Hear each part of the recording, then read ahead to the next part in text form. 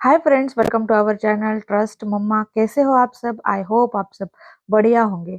और बहुत दिनों का गैप हो चुका है क्योंकि वाईफाई का थोड़ा इशू था। तो आज मैं हूँ अदिस अबाबा में स्काईलाइट होटल में। अभी यहाँ से मैं चेकआउट कर रही हूँ। अभी बज रहे हैं रात के 9 और मेरी 12 बजे की फ्लाइट है।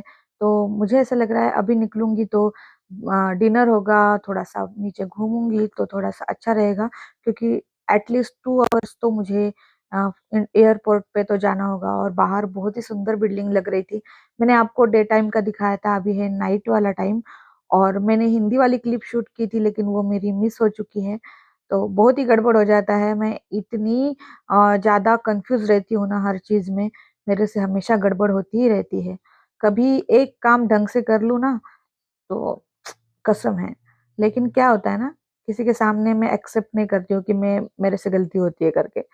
तो मैं ही राइट हूँ ऐसा मेरा रहता है। तो ये देखो, ये है मेरा लुक। सिंपल सा टी शर्ट डाला है, एक जैकेट और सिंपल सी जीन्स मैंने वेयर की है। अभी बात किया लेकिन मेरा इतना डर लग रहा था ना, मैं अकेली थी तो हेयर ड्रायर चला रही थी तो बहुत आवाज हो रहा था और इतनी डर रही थी। लास्ट टाइम है तो मैंने सोचा चलो चेक कर लूँ रूम में कहीं कुछ मैं भूल तो नहीं गई। तो सारा चेक कर लिया, अभी निकलती हूँ। और शूज मैंने वही रहने दिए सेम, चेंज नहीं किए। क्या कितना बार बार चेंज करूँ और निकालूं। वो लगेज बैग में चले गए, क्योंकि आपको तो पता है मुंबई में जब मैंने बैग लगेज में दिया था तो सारा सामान उसमें है। इसमें बस एक दिन के कपड़े थे। तो क्योंकि एक स्टे मुझे यहाँ पर करना था तो उस उतना ही सामान मैंने रखा था इसमें। तो मुझे लग रहा है इस फ्लोर पे मेरे अलावा कोई नहीं है, डर लग रहा है बहुत। तो चलो चलते हैं हम लिफ्ट में।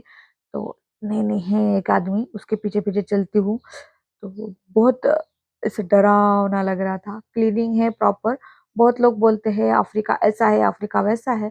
तो आपके साथ शेयर करूंगी अफ्रीका में कितने बिजनेस के लिए चांसेस है, कितने जॉब अपॉर्चुनिटीज है। क्योंकि अभी यहाँ पर डेवलपिंग चालू हो गया है। जैसे किसी भी एरिया में डेवलपिंग एरिया होता है तो वहां पर बहुत सारी अपॉर्चुनिटीज होती है, उसी तरह यहाँ पर बहुत सारे अपॉर्चुनिटीज है। और यहाँ पर इंडियंस बहुत ज्यादा है। तो अगर मुझे कोई देखने वाला अफ्रीका से है तो मुझे कमेंट करके जरूर बताना। तो चलो चलते हैं। और यहाँ की लिफ्ट कार्ड से ऑपरेट हो रही थी। तो चलो मैं नीचे आ गई हूँ। सबसे पहले ना खाना खा लेती हूँ। क्लीनिंग थी, बहुत ही सुंदर होटल था। और यहाँ का स्टे मुझे कितना चार्जेस देना पड़ा और मैं यहाँ कैसे पहुंची, यहाँ से एयरपोर्ट कितना दूर है, ये सारी बातें हम करेंगे ही। तो सबसे पहले मैं जाकर डिनर कर लेती हूँ, उसके बाद हम आगे की बातें करेंगे। और मेरी सबसे बड़ी प्रॉब्लम है, मैं वेज खाना खाती हूँ। और जब भी इंटरनेशनल ट्रैवल होता है तब मेरे खाना खाने का बहुत वांदे होते हैं। मैं क्या बोलूँ, फ्लाइट में भी वही हाल है और यहाँ पर भी वही हाल है। फ्लाइट में भी अच्छे से खाना नहीं मिल पाता तो पेट नहीं भर पाता। और अभी मैं यहाँ पे ढूंढ रही हूँ। किसी को पूछा वेज खाना कहाँ है तो उन्होंने मुझे यहाँ पर दिखाया। ये वेज खाना है। और आप देख सकते हो बत्तख को, देखो कितना, क्या खाऊं समझ में नहीं आ रहा है। तो मैंने कुछ टमाटर, वाटरमेलन, ककड़ी और एक पाव का टुकड़ा उठा के लाई हूँ। लेकिन इसमें से मैंने बस वाटरमेलन खाया। ऐसा लग रहा है मेरा वेट लॉस पक्का ही होगा। अब मैंने डिनर कर लिया है और ये है बस जो मुझे एयरपोर्ट तक लेके जाएगी। सामने ही एयरपोर्ट है लेकिन बस हमें छोड़ने भी आएगी, अभी ड्रॉप करने भी आ रही है। हम जो टिकट बुक करते हैं उसी में होटल बुक हो जाता है क्या? इथियोपिया का रूल से इतना सस्ता है हाँ, 10 घंटे के अंदर रहते हैं ना हाँ। तो आपको रूम ऑटोमेटिक दे देते हैं। ये अच्छा। 10 घंटा होना चाहिए। 4-5 घंटा रहता है तो रूम नहीं देते। मैंने कैंप पोषा तो कितना चार्जेस दिया लेकिन हमने, मुझे समझ में 80 नहीं लाख आया। का एक ट्रिप, 80 लाख का एक ट्रिप कर रहा है। 80 लाख एक ट्रिप का ही 400 तो भी नहीं परवड़ेगा। नहीं आता तो क्या करेगा? 5,000 से कम नहीं है ये मतलब जो इंडिया में मिनिमम इंडिया में 8-9 हजार है इंडिया में। इंडिया में यहाँ पे तो कितना होगा? अफ्रीका में बहुत महंगा है। मुंबई में और लीलावती है, इंटरनेशनल लीलावती से भी अच्छा है। 8-9-10 हजार पर फिक्स। रोड क्रॉस करके इंटरनेशनल।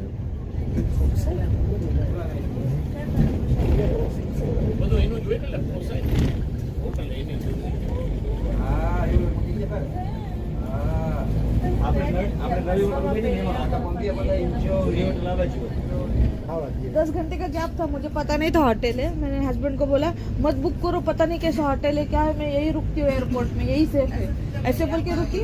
लेकिन वहाँ पर वो कोई आई लेडी, उसने वो दिया, उधर से बॉम्बे से दे देता, अगर बॉम्बे से नहीं लेते तो इधर भी मुझे मिल लगा जाता। इन्होंने कर दिया बुक, लेकिन बाद में पता चला कि वो आज से मिल गया। लेकिन साथ में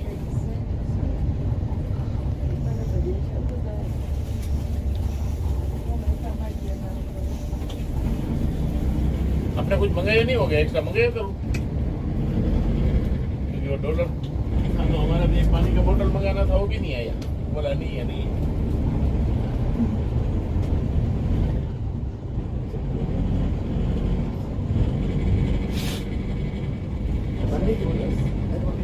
ठंडी ना क्या है SCB ये हो भाई JCB इंडियन प्रोडक्ट्स।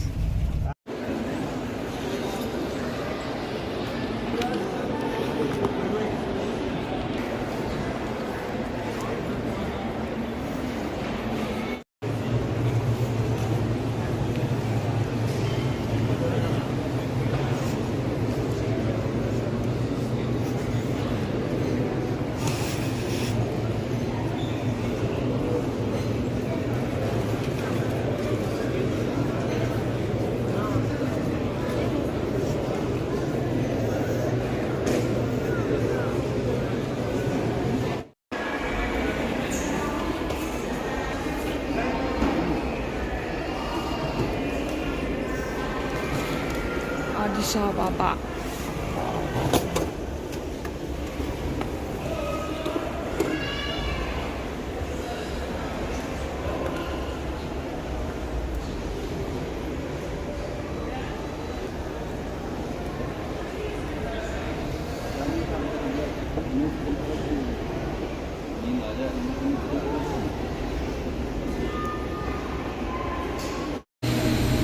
छोटा फ्लाइट।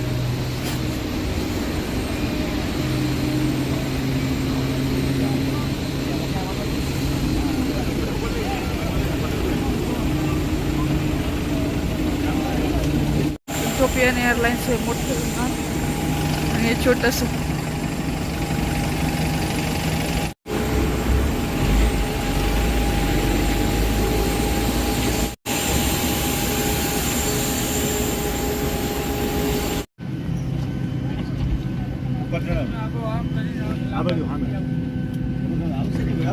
ના નથી આવવાનું.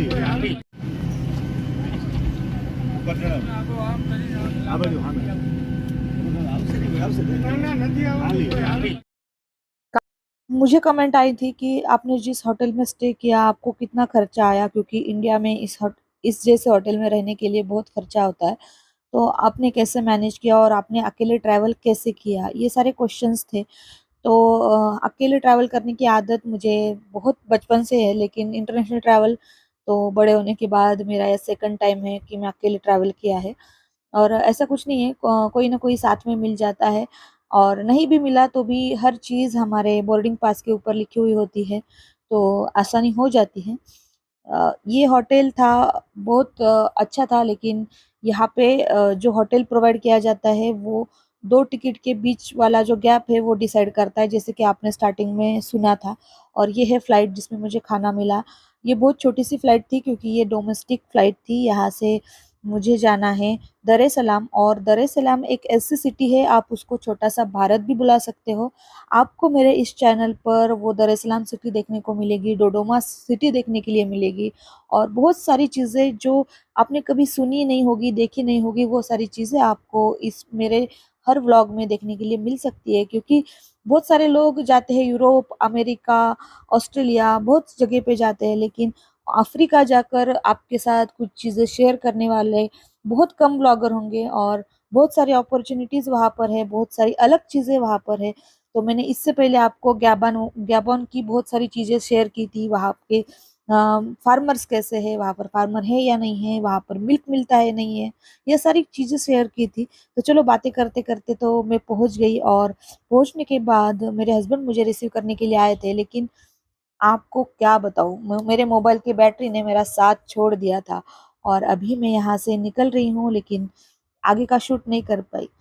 तो रास्ते में इतनी बारिश हुई, मैं बता नहीं सकती। मैं तो इतने सारे भगवान को हाथ जोड़ रही थी कि मुझे अच्छे से घर तक पहुंचा देना भगवान जी। बहुत डर लग रहा था क्योंकि इतनी तेज बारिश मैंने कभी इंडिया में नहीं देखी थी। पूरे रास्तों पर पानी ही पानी। तो चलो मैं घर पे पहुंच जाती हूँ और आगे के व्लॉग आपके साथ शेयर करती हूँ। और मैं अच्छे से घर पे पहुंच गई। टेंशन लेने की कोई बात नहीं है और यहाँ पे ऐसे अलग अलग चीज़ें देखने के लिए मिलती है। तो चलो चलते हैं, बाय बाय।